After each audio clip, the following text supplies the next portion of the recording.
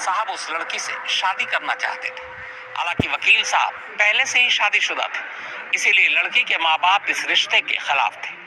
अब वकील साहब और उनकी गर्लफ्रेंड ने मिलकर एक साजिश रची, पर इस साजिश को कामयाब करने के लिए जरूरी था कि उनके पास एक लाश हो, और फिर लाश मिल गई।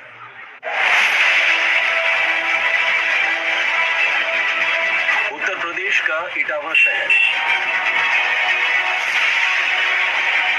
सुंदरपुर रेलवे फाटक के पास रविवार की सुबह एक शख्स की लाश मिलती है। चूंकि मरने वाले की मौत किसी ट्रेन की चपेट में आने की वजह से हुई थी, लाश की हालत बेहद खराब थी। और तो और उसका चेहरा भी कुछ इतना बिगड़ चुका था कि उसकी पहचान नामुमकिन थी।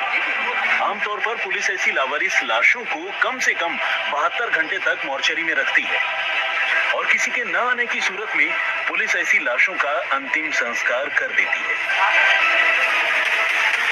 इत्तेफाक से इस मामले में 72 घंटे से काफी पहले यानी मोर्चरी में रखे जाने के दूसरे ही दिन कुछ लोग अस्पताल पहुंचे और उन्होंने लाश पर अपना दावा किया। ये एक परिवार के लोग थे जिनमें मरने वाले का पिता, भाई और दूसरे लोग शामिल थे। चूंकि उनके पास हादसे में मारे गए शख्स अतुल कुमार का आधार कार्ड भी मौजूद था, तो पुलिस को अलग से इस दावे की तस्दीक करने की जरूरत महसूस नहीं और लाश अतुल कुमार के घर वालों के हवाले कर दी।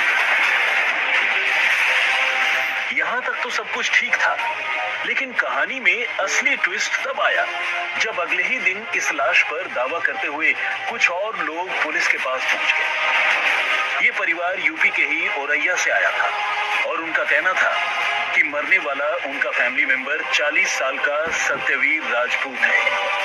घर वालों का कहना था कि वो दिमागी तौर पर परेशान था और उसका आगरा में इलाज भी चल रहा था, और कुछ दिनों पहले वो इटावा की तरफ ही आया था। अब इस दावे से मामला पूरी तरह उलझ गया, क्योंकि अगर लाश वाकई सत्यवीर राजपूत की थी, तो फिर वो लोग कौन थे जिन्होंने अतुल कुमार की लाश बताकर उसे अपने साथ ले गए। अब पुलिस ने मामले की छानबीन शुरू की।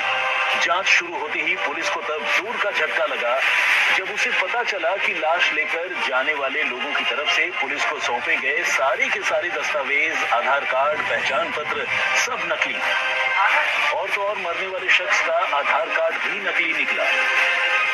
यानी ये धोखे से लाश ले जाने की एक अजीब कहानी थी। अब पुलिस ने अपनी जांच लाश लेने पहुंचे 4 लोगों पर टिका दी। इत्तेफाक से पुलिस को एक सीसीटीवी फुटेज में चारों की तस्वीर नजर आ गई। अब इन तस्वीरों के आधार पर चारों की पहचान पता करने की कोशिश शुरू हुई। शुरू में पुलिस को 3 का तो पता नहीं चला, मगर चौथे शख्स की पहचान साफ हो गई। ये इटावा का ही एक वकील था, हेतराम मित्तल। अब पुलिस ने पहले मित्तल को पकड़ा और फिर उसकी निशानदेही पर फारूक, तस्लीम और फुरकान को भी गिरफ्तार कर लिया। ये वही लोग थे जो फर्जी आधार कार्ड सौंपकर लाश अपने साथ ले गए और सत्यवीर राजपूत की लाश को अपने रिश्तेदार अतुल कुमार की लाश बताई, जबकि असल में इस पूरी कहानी में अतुल कुमार नाम का सचमुच कोई किरदार है ही। लेकिन सवाल ये था कि इस मामले में मास्टरमाइंड 50 साल के वकील हेतराम मित्तल ने आखिर ऐसी अजीबोगरीब हरकत क्यों की। लावारिस लाश को अतुल कुमार की लाश बताकर उसका अंतिम संस्कार करने से मित्तल को क्या फायदा होगा? तो जवाब है हेतराम से एक लड़की यानी 22 साल की मुस्कान के साथ इश्क में था और वो उससे शादी करना चाहता था। उसका इरादा अतुल कुमार को इंसान का बलि दिखाकर उसकी मौत की झूठी कहानी करने का था, ताकि उसकी शादी का रास्ता साफ हो सके और वो अतुल की मौत को संदिग्ध मौत बताकर मुस्कान के घर वालों को भी केस पकड़ने में